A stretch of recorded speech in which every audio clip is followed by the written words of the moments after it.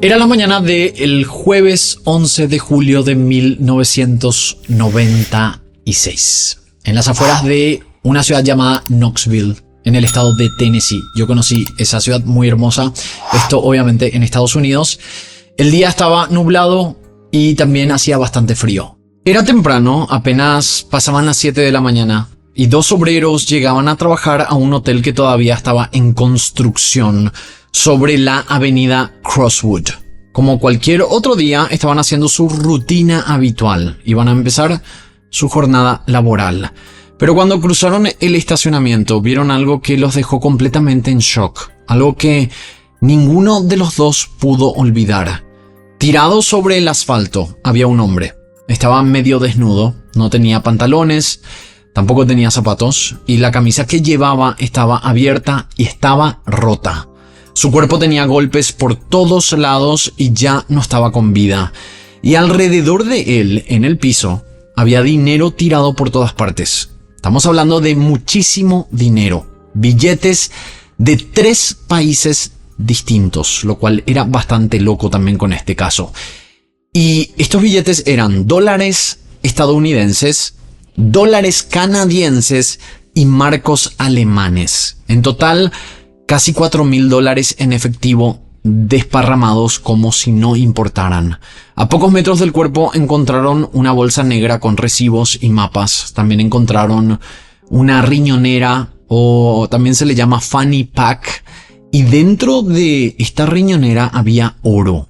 Barras de oro, monedas de oro y platino. También había joyas, llaves y un par de lentes de sol. Todo seguía intacto al lado de este hombre que acababa, al parecer, de ser asesinado. Y acá aparece el primer razonamiento con este caso. Obviamente, a este hombre no lo mataron para robarle. Si es que todas estas cosas, todo este oro y billetes eran sus pertenencias. Obviamente no lo asesinaron porque, qué sé yo, podría haber sido un robo. Lo que la policía descubriría en los días siguientes era todavía más extraño. La manera en la que murió este hombre no tenía mucho sentido, pero la forma en la que terminó en ese estacionamiento era aún más difícil de explicar. Porque él no vivía en Tennessee, ni siquiera vivía en Estados Unidos. Había recorrido miles de kilómetros para llegar hasta ahí. Cruzó casi todo un país y nadie sabía qué hacía en ese lugar.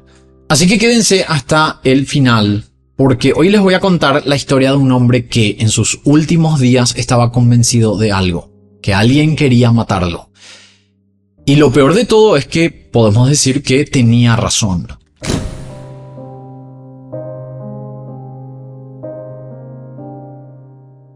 El hombre que encontraron en ese estacionamiento se llamaba Robert Dennis Blair Adams, aunque todos lo conocían simplemente como Blair. Él tenía 31 años y había nacido el 28 de diciembre de 1964. Blair era canadiense, vivía en Surrey, una ciudad de la provincia de Columbia Británica, en Canadá.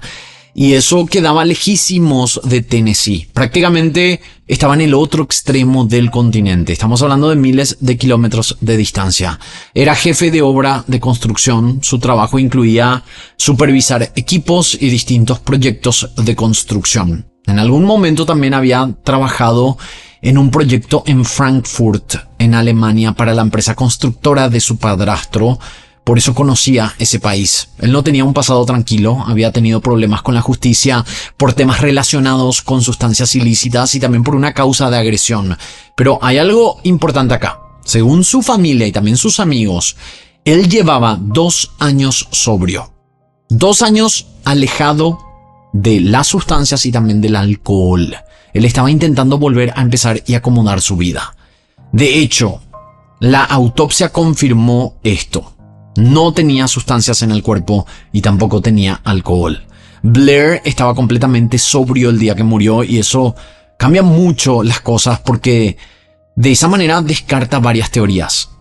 Aunque también abre muchas otras preguntas, pero ya vamos a llegar a eso. Blair solía asistir a reuniones de alcohólicos anónimos y esto como parte de su recuperación, lo cual es normal. Pero es importante destacar que poco tiempo antes de este suceso, él había dejado de ir de un momento a otro, sin dar alguna explicación clara a estas reuniones. En cuanto a sus relaciones sentimentales, según la mamá, él había tenido una relación romántica con un compañero de piso y veía que se comportaban de una forma un poco extraña. Y acá hay algo que no entiendo. En esa entrevista, ella menciona que en esa relación su hijo se reía mucho y era algo raro para ella. Y se supone que si hay risas, significa que están pasando bien. O sea, que están teniendo una buena relación. No debería ser extraño esto. La madre después mencionó que después de haber tenido esta relación con el compañero de piso, su hijo volvería a una relación heterosexual. Esa nueva relación que tuvo fue en Frankfurt, en Alemania, durante su viaje de negocios. Fue en esa estadía laboral donde se puso de novio con una joven alemana. La novia lo describía como un caballero, pero un colega alemán dijo que él en realidad era una persona muy conflictiva y que a veces se metía en peleas. Y acá es donde todo empieza a ponerse raro, porque en las semanas antes de morir, Blair había cambiado mucho. Su mamá había notado esto enseguida. Estaba nervioso, estaba inquieto y ya no se comportaba como él siempre lo hacía. Cada vez que ella le preguntaba qué estaba pasando, él evitaba hablar del tema, se cerraba y no le contaba nada. Pero a sus amigos sí les había contado todo. O no sé si todo, pero algo de lo que estaba viviendo. Y lo que les dijo fue bastante inquietante. Les dijo que alguien estaba tratando de matarlo. Así, directamente. Según él, había una persona, o quizás varias, que querían acabar con su vida. A su mamá le comentó algo diferente. Le dijo que había personas hablando de él a sus espaldas y difundiendo rumores. Sentía que algo estaba ocurriendo, pero nunca explicó exactamente qué era eso que estaba pasando en su vida o en su entorno. Tampoco dio nombres ni contó quiénes estaban detrás de eso o por qué creía que lo estaban señalando. Al parecer tenía miedo de alguien o de algo porque evitaba ir a su departamento. Era como que estaba empezando a desarrollar paranoia y me hace acordar mucho a este video que hace poco lanzamos de Ricky McCormick, que era este hombre. Pueden ir a ver el video, es uno de mis últimos videos, de este hombre que en su caso era un vagabundo y que también empezó a desarrollar paranoia y no quería estar en lugares donde podría haber estado solo, que también obviamente falleció. Pero me hace acordar a ese video, les invito a que vayan a ver. Este cambio en su comportamiento también empezó a afectar su trabajo. Comenzó a descuidar su puesto de supervisor, dejaba su lugar de trabajo abierto sin llave, por ejemplo. Y la pregunta que queda en el aire es si Blair realmente estaba en peligro o todo lo que estaba viviendo era producto de sus propios temores. Yo creo que, al igual que con el caso de Ricky McCormick, que era una pregunta que se tenía en ese momento sobre su historia, creo que acá también queda obvio, porque este tipo, Blair Adams, terminó sin vida en una situación muy extraña. Porque lo que hizo durante los últimos 5 días de su vida fue raro. Nada de lo que estaba pasando parecía tener mucho sentido. Y para entender este caso tenemos que repasar esos días. Estamos hablando de día por día, porque ahí es donde empieza el verdadero misterio.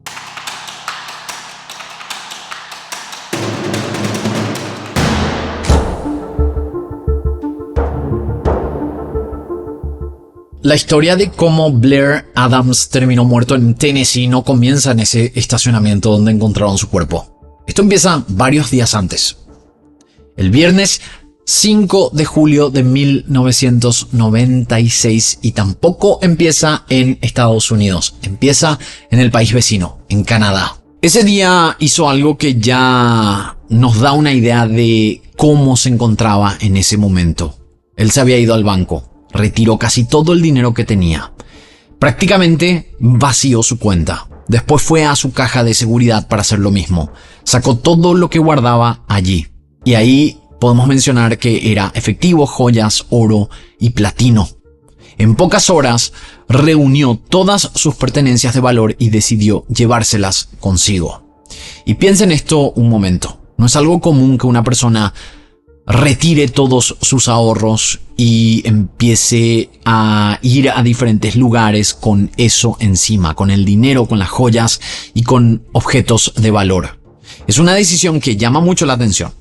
Da la impresión de alguien que se estaba preparando para irse a algún lugar sin intención de regresar pronto, o de alguien que sentía que tenía que marcharse con urgencia porque creía que algo malo podía pasarle. El domingo 7 intentó entrar a Estados Unidos. Tomó un ferry desde Victoria, en Canadá, con destino a Seattle, pero cuando llegó a la frontera, las autoridades lo detuvieron para hacerle preguntas. Los agentes notaron que llevaba una gran cantidad de dinero y objetos de valor, algo que les pareció sospechoso.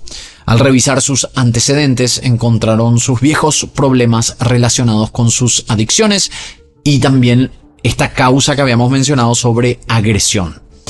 Después de la inspección decidieron no permitirle el ingreso al país y lo enviaron de regreso a Canadá. El lunes 8, Blair se fue a su trabajo y presentó su renuncia. Fue algo inesperado para su jefe, según la declaración del jefe. Blair salió sin cobrar el último cheque de pago y ese mismo día fue a una agencia de viajes y compró un pasaje con destino a Frankfurt, Alemania. Capaz quería ir a visitar a su novia, pero ella ni siquiera sabía que Blair estaba pensando en ir a Alemania.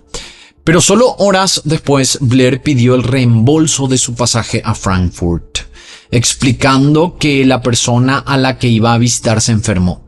Pero como ya venía ocurriendo en esos días, volvió a cambiar de planes de manera repentina. Al parecer, en algún momento, volvió a su plan original de querer ir a Estados Unidos. En la madrugada del martes 9 de julio, ocurrió algo todavía más extraño. Agentes de la frontera canadiense encontraron a Blair intentando cruzar hacia Estados Unidos a pie.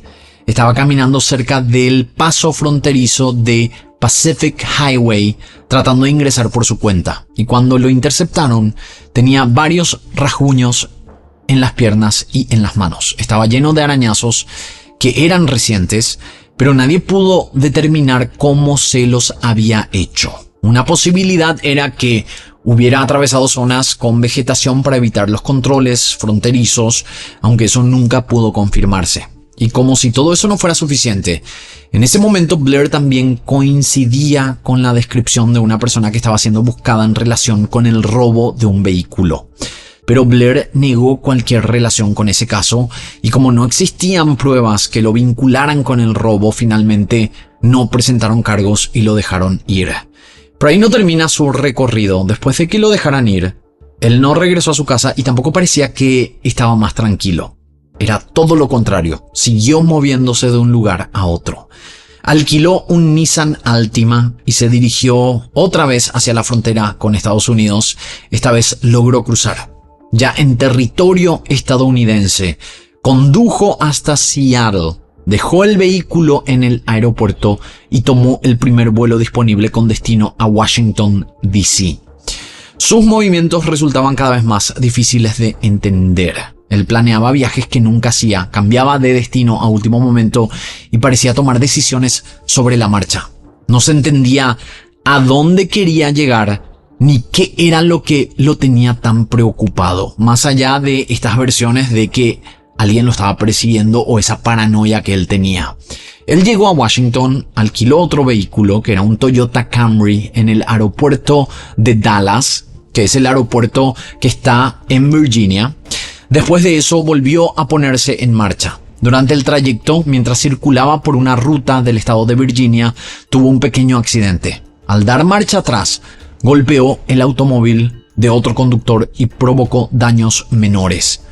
Más tarde, ese conductor le contó a los investigadores que Blair le pareció una persona amable, pero que lo notó muy apurado, como si tuviera prisa por seguir su camino y no parecía querer perder ni un minuto. Era como si alguien lo estuviera persiguiendo. Y este testigo dijo eso mismo.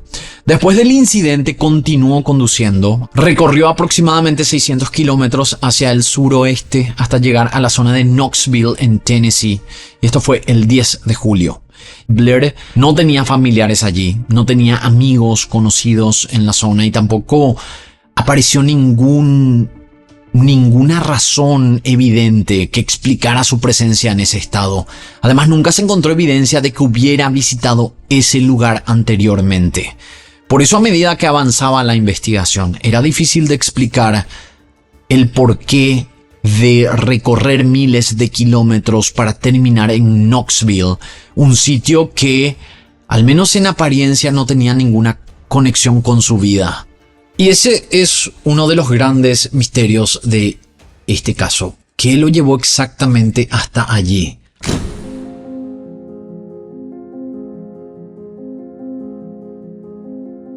Volvamos hasta ese último día, el 10 de julio, para entender cómo Blair terminó en un lugar donde después encontrarían su cuerpo. Alrededor de las 5:30 de la tarde se registró el primer avistamiento de él en Knoxville. Fue en una estación de servicios o una gasolinera ubicada cerca de la salida de Strawberry Plains Pike. Y ahí ocurrió de nuevo algo bastante raro. Blair estaba junto a su Toyota Camry, el Toyota alquilado, porque no lograba ponerlo en marcha. Le comentó al empleado de la estación, de la gasolinera, que tenía problemas con el vehículo, así que llamaron a un servicio de asistencia en rutas para que lo auxiliara. Cuando el técnico llegó y revisó la situación, se dio cuenta que el automóvil no tenía ninguna falla. El problema era otro. Blair estaba intentando arrancarlo con una llave que pertenecía a otro vehículo. Había recorrido cientos de kilómetros conduciendo ese Toyota, pero en ese momento estaba usando la llave del Nissan que había dejado en Seattle el día anterior. El técnico le sugirió que revisara sus bolsillos porque seguramente llevaba la llave correcta encima, pero Blair estaba tan nervioso y alterado que se negó a buscarla. Y ante esa situación, el técnico organizó el remolque del vehículo. Como Blair en ese momento se quedó a pie en un lugar que no conocía, el técnico tuvo el buen gesto de llevarlo en su camioneta hasta un hotel cercano, el Fairfield Inn. En este hotel, las cámaras de seguridad registraron a Blair en el lobby.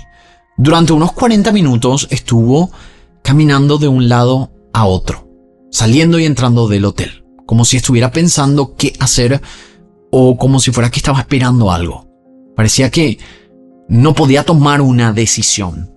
Una empleada del hotel, que luego habló con los oficiales, dijo que esa noche vio a Blair muy paranoico. Estaba nervioso, agitado y parecía como si estuviera esperando que alguien entrara al hotel a buscarlo. A las 7 p.m., Blair pagó por una habitación con un billete de $100, pero cuando el recepcionista intentó darle el cambio, él simplemente se dio media vuelta y salió del hotel y ni siquiera esperó a recibir el vuelto. Aunque había pagado la habitación, nunca llegó a ocuparla. No entró al cuarto, no pasó la noche allí y no regresó al hotel. Después de salir del lobby, se alejó caminando y desapareció en la oscuridad de la noche. A la mañana siguiente fue cuando encontraron su cuerpo en el estacionamiento de otro hotel que todavía se encontraba en construcción sobre la avenida Crosswood. Lo llamativo es que ese lugar estaba justo al otro lado de la autopista, muy cerca del hotel donde había pagado una habitación horas antes. En otras palabras, Blair salió del Fairfield Inn, cruzó la zona de la autopista y terminó muerto prácticamente enfrente del lugar donde podría haber pasado la noche. Ahora, veamos la escena con más detalle, porque cada elemento que encontraron hace que el caso sea todavía más difícil de entender. Blair apareció medio desnudo, no llevaba pantalones, medias ni zapatos y su camisa estaba abierta. Lo extraño es que esas prendas no habían desaparecido. Sus pantalones, sus zapatos y sus medias fueron encontradas cerca del cuerpo, tirados en la misma zona donde apareció. Como les conté, cerca de Blair había dinero de 3 países distintos, casi $4,000 en efectivo, que estaban esparcidos por el suelo, a pocos metros de donde apareció su cuerpo. Y junto a él también estaba la pequeña riñonera negra que llevaba consigo. Y dentro había, como dije, barras de oro, monedas de oro, también platino, joyas de gran valor y otros objetos. Eso hacía que la escena resultara muy desconcertante. Si el objetivo hubiera sido quedarse con sus pertenencias. Había una pequeña fortuna al alcance de la mano. Sin embargo, todos esos objetos de valor quedaron abandonados junto al cuerpo. O sea, obviamente, como dije recién, podemos decir que esto no era un robo. Que acá o lo querían asesinar o había otra explicación.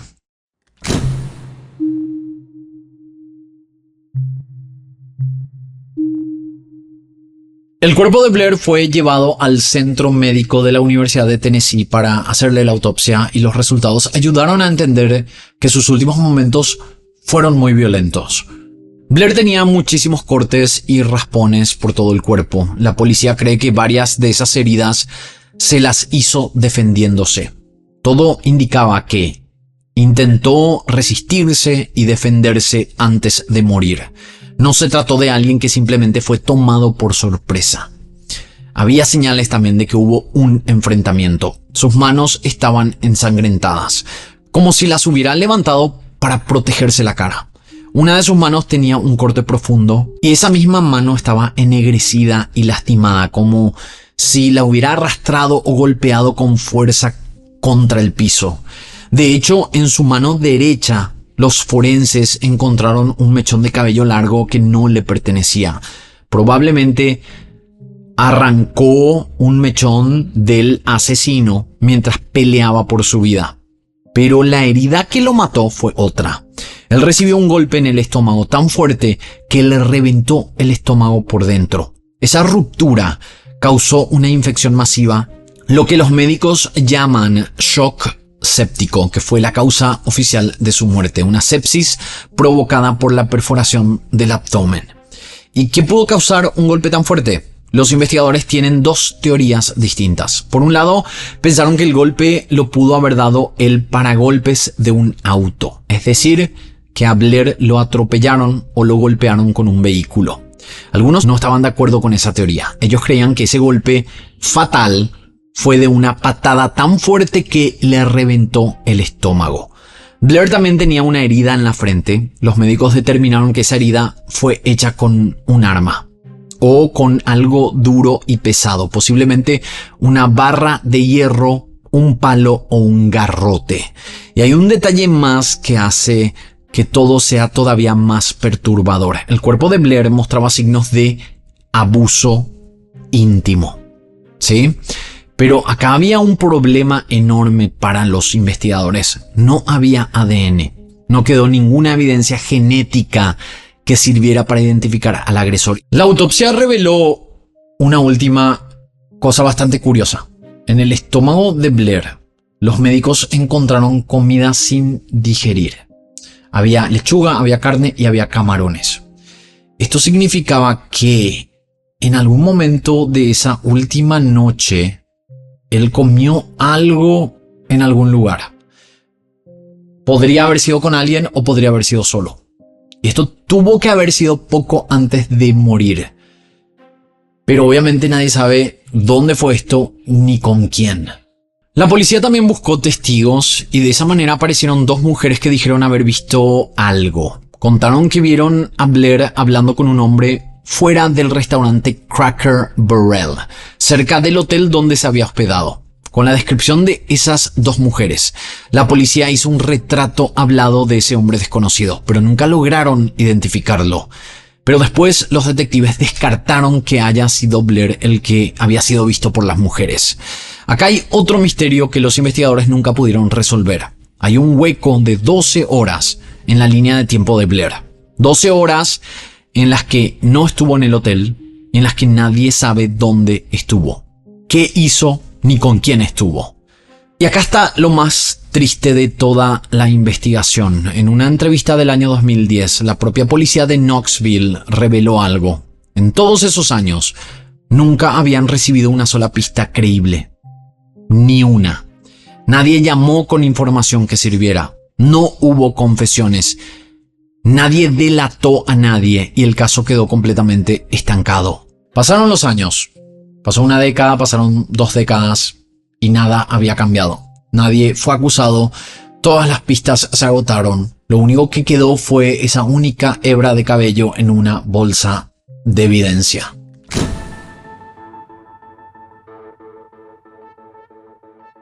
Como en todo caso sin resolver, con el tiempo aparecieron varias teorías. Algunas vienen de la propia policía, otras de investigaciones y de gente que estudió el caso.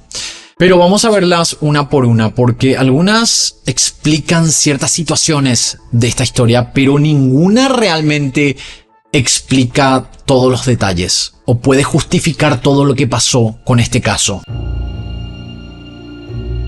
Esta es la teoría favorita de la policía local.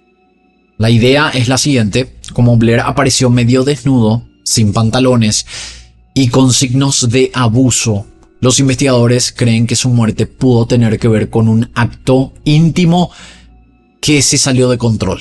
Y obviamente con un hombre. Sí, podría haber sido con una mujer también porque se hablaba de eso, pero como sabemos en esta historia acá había tendencias bisexuales, por decirlo de alguna manera, y para esta teoría de la policía tendría que haber sido un hombre que se metió íntimamente con Blair. El sheriff pensaba que Blair pudo haber levantado a alguien en la parada de camiones cercana, la zona conocida por tener a gente que hace el servicio de cosas íntimas. El detective dijo que pudo haber empezado el acto con un trabajador de este rubro y que no lo terminó, y que en ese momento intentaron asaltarlo, o que tal vez era una trabajadora o un trabajador también podría ser, que tenía un proxeneta cerca, que iban a robarle y que en medio de todo eso se asustaron. Se cree que todo pasó dentro de un auto, que algo salió mal, que golpearon a Blair, que lo tiraron afuera del vehículo y que el golpe mortal en el estómago se lo dio el paragolpes del auto al arrancar. Esto explicaría por qué su mano estaba ensangrentada, también estaba ennegrecida, raspada contra el pavimento, y por qué sus cosas estaban tiradas a 100 metros, como arrojadas desde un auto en movimiento. Pero esta teoría tiene un problema enorme. Si fue un robo o un asalto que salió mal, ¿por qué dejaron el dinero y el oro? Eso no encajaba. Ningún ladrón deja una fortuna así.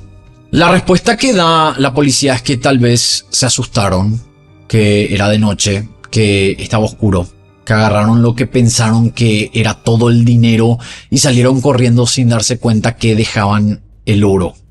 Uno de los detectives dijo que esto no es como en las películas. A veces los criminales se asustan y, bueno, se van del lugar y huyen sin llevarse nada. Esta teoría se apoya en lo que el propio Blair dijo antes de morir. Recuerden que él les dijo a sus amigos que alguien lo quería matar y le dijo a su mamá que alguien estaba esparciendo rumores sobre él. Según esta hipótesis, alguien del pasado de Blair pudo haberlo rastreado y lo encontró. Tal vez alguien relacionado con sus viejos problemas de adicción, tal vez una deuda que quedó sin pagar o algo que pasó en esas 12 horas que nadie pudo explicar. La idea es que Blair sabía que lo perseguían y por eso vació sus cuentas y salió huyendo, tratando de escapar. Algunos creen que el pasaje a Alemania era una pista falsa, que Blair lo compró a propósito para despistar a quien lo seguía, para hacerle creer que se iba del país, mientras en realidad cruzaba a Estados Unidos y su destino final aparentemente era Tennessee, o no sabemos. Quizás Tennessee también podría haber sido solo una parada y quería ir más allá. Podría haber sido, si iba más al sur, podría haber sido Carolina del Norte, Carolina del Sur, inclusive Florida o Georgia. Pero esta teoría también tiene un gran problema. La policía nunca encontró ninguna prueba de que alguien lo estuviera siguiendo de verdad. No había llamadas amenazantes, cartas, mensajes, nada que demostrara que existiera una persona que realmente lo estaba persiguiendo. Y creo que vale la pena mencionar también que esto viene desde Canadá a Estados Unidos. ¿Cómo? Si él estaba siendo seguido o perseguido, es poco coherente que esta persona que supuestamente lo estaba siguiendo ya en Canadá se hubiera ido hasta el lugar específico donde terminaría Blair. No digo que sea imposible, pero siento que es menos realista. Esta quizás es la teoría más triste y para muchos la más probable. Esta hipótesis no se enfoca en un asesino sino en el propio Blair. La idea es que Blair sufrió un colapso psicológico en sus últimos días. Y piensen en todo lo que hizo. Vació todas sus cuentas y cargó con todo su oro encima. Salió del país sin avisar bien a nadie. Compró un pasaje a un lugar, pero terminó yéndose a otro. Él estaba apurado, estaba nervioso y también se mencionó que estaba paranoico. Y acuérdense del episodio de la llave. Blair estaba usando la llave equivocada, la de un auto que estaba a miles de kilómetros y no quería ni revisar sus bolsillos. El mecánico pensó que él estaba loco. Según esta teoría, su estado mental estaba empeorando. La paranoia de que alguien lo quería matar pudo haber sido parte de ese quiebre, y en ese estado, confundido y desesperado, terminó en un lugar peligroso de noche donde alguien se aprovechó de él. También tenemos que decir que podría haber sido que le chocaron y por eso terminó de esa manera, y la gente o la persona que le chocó huyó del lugar sabiendo que lo había matado. Eso también se debería analizar. Esta hipótesis encaja con muchos detalles, pero tampoco explica todo. Porque aunque Blair hubiera tenido un quiebre mental, eso no explica quién lo golpeó hasta matarlo ni por qué. Hay una última idea que circula entre los que estudiaron este caso. Estamos hablando de gente que, como nosotros, que se hacen fanáticos o se obsesionan con un caso en particular y entran a Reddit y entran a otras plataformas para investigar más. Y la verdad que es una teoría o una hipótesis bastante inquietante. Algunos creen que toda la escena había sido montada. Es decir, que el asesino dejó el dinero y el oro tirado en ese lugar a propósito, justamente para confundir a la policía y para que el caso fuera imposible de resolverse o de entenderse, mejor dicho, porque nada tenía sentido. Y esto porque se ve demasiado raro para hacer algo al azar. Tal vez ese era exactamente el punto. La idea es que alguien quería que esto pareciera un misterio sin pies ni cabeza. Y si esa era la intención, hay que decir que lo lograron.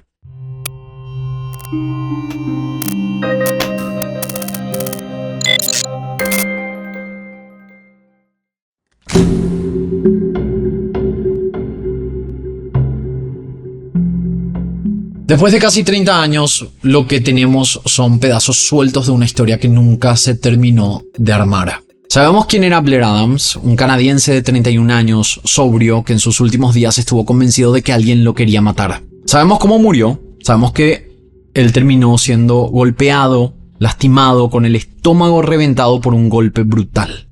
Él estaba medio desnudo en el estacionamiento de un hotel en construcción y también, acuérdense, el dinero y sus pertenencias de valor estaban ahí. No sabemos por qué fue a Tennessee. ¿Qué hizo en esas 12 horas que desapareció? Nunca se pudo determinar de quién era ese mechón de cabello que tenía en la mano.